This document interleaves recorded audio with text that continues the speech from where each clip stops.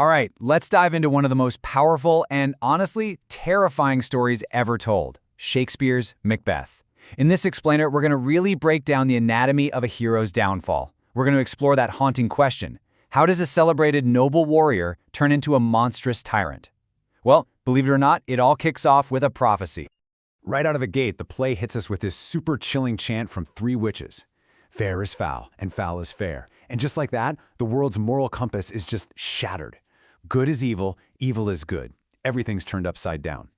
And for our guy, Macbeth, that line between the two, it's about to get dangerously and fatally blurry. So this is it. This is the big question, the million-dollar question of the whole play. I mean, Macbeth starts out as this loyal, celebrated general. The king loves him. So what gives? What could possibly push a good person over the edge and into this horrifying spiral of murder and paranoia? Well, as it turns out, the first step is just a single, incredibly seductive idea. So let's talk about that first ingredient in this whole tragic recipe, ambition. You know, it can be such a powerful motivator, right? But when it's left completely unchecked, well, it becomes a deadly poison. Okay, so picture this. Macbeth is fresh from this massive, triumphant battle. He's a hero who's riding high. He and his buddy Banquo are just walking along when they stumble upon these three, well, weird figures on the heath. These are the Weird Sisters, and they are about to plant an idea in Macbeth's mind that's going to grow into a fire and just consume everything he holds dear.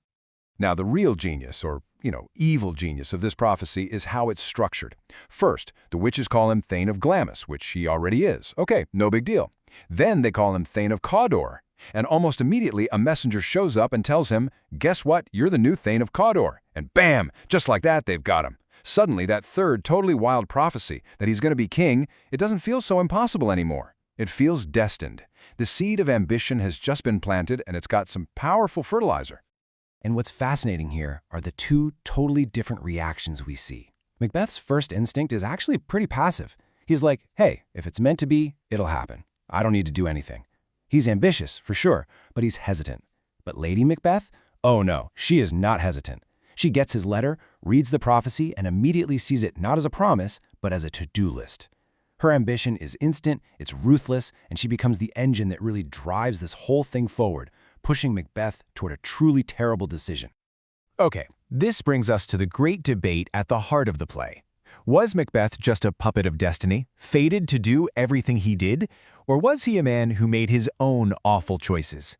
The answer, I think, really lies in understanding the difference between a simple prediction and a deadly plan. This is so crucial. Let's be clear, the witches never ever tell Macbeth to kill King Duncan. They just say he'll be king. That's it. The prophecy is a possibility, a suggestion, maybe even a temptation. But it was Macbeth and Lady Macbeth who looked at that prediction and decided the fastest way to get there was through cold-blooded murder. That part, that was all them. The choice was 100% theirs. And with the murder of King Duncan, that's it. That's the point of no return.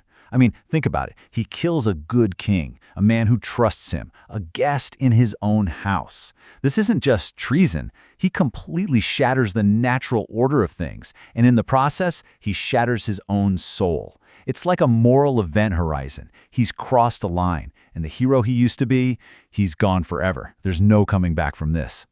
So, Macbeth has the crown. Mission accomplished, right? You'd think his ambition would finally be satisfied. But here's the thing about power you get through violence. It's incredibly hard to hang on to. And so he enters this next, even darker stage of his downfall. The all-consuming paranoia of a tyrant. This quote from Macbeth himself says it all. He's basically saying, being king means nothing if I can't be safe as king. He got everything he ever wanted, and does he find any joy in it? Nope, only fear. He's terrified of losing what he stole, terrified of anyone who might be a threat, terrified that it was all for nothing. The crown didn't bring him peace, it locked him in a prison of endless anxiety.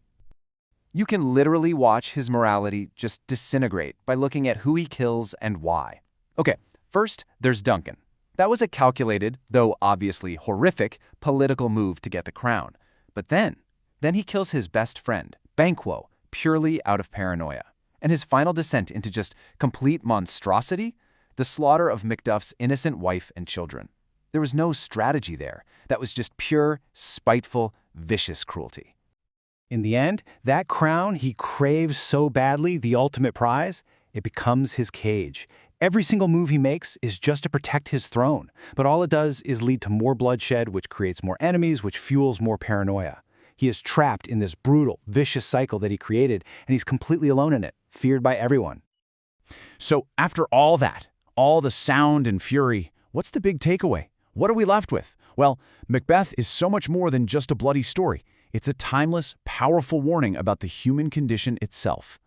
This is maybe one of the most famous quotes in all of literature, and it comes near the very end. His wife is dead, an army is literally at his castle gates, and this is what he's realized.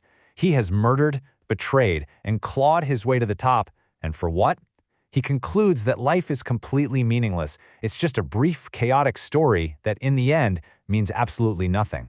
That is the true cost of his ambition, utter, soul-crushing despair. So what do we learn from this fallen king? I think it boils down to a few really powerful things. First, that ambition, without any kind of moral compass, is just a recipe for disaster. It shows us that violence just leads to more violence. It's a cycle. And that guilt and paranoia, they're the ghosts that will always haunt you. But maybe the biggest lesson of all is that our choices, not some spooky prophecy, are what ultimately define who we are. And that leaves us with one final, kind of uncomfortable question to ask ourselves. Macbeth was offered a shortcut to get everything he ever wanted, and the price was, well, it was his soul. His story forces us to look in the mirror and ask, if my greatest desire was right there, within reach, what price would I be willing to pay? It's a heavy question, and it's exactly why this play is still so powerful and terrifying even after more than 400 years.